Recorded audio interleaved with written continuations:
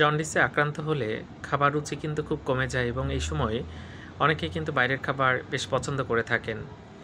বাইরের খাবারে প্রচুর ঝাল মশলা তেল এগুলো দেয়া হয়, এগুলো অনেকে বলে যে খেলে ভালো লাগে এবং জন্ডিস হলে যেহেতু খুব অরুচি হয় এই খাবারগুলো খেতে চান। কিন্তু জন্ডিস হলে আমরা বলি যে বাইরের সব খাবার নিষেধ এবং আপনি কোনো খাবারই খাবেন না, কারণ এই সব খাবারে কিন্তু বিভিন্ন জীবাণু থাকে, এমনকি জন্ডিসের জীবাণু থাকতে পারে। তো যাক, খাবার এবং পানির মাধ্যমে জীবাণু শরীরে ঢুকে লিভারে সমস্যা করে বলেই জন্ডিস হয়। বমি হয়, বমি ভাব হয়, পেট ব্যথা করে, বিভিন্ন রকম সমস্যা কিন্তু দেখা যায়। জন্ডিস হলে বাইরের সব কিছু খেতে আমরা নিষেধ করি, তবে প্যাকেটজাত বিভিন্ন বিস্কিট পাওয়া যায়, এগুলো খেতে পারেন, তবে তারপরেও আমরা নিষেধ করবো যে বাইরের সব খাবারই নিষেধ। আপনি গ্লুকোজ বা শরবত বানায় বাসায় খেতে পারেন, কিন্তু বাইরের কুশারের রস বা আখের রস এটা কখনো খাবেন না।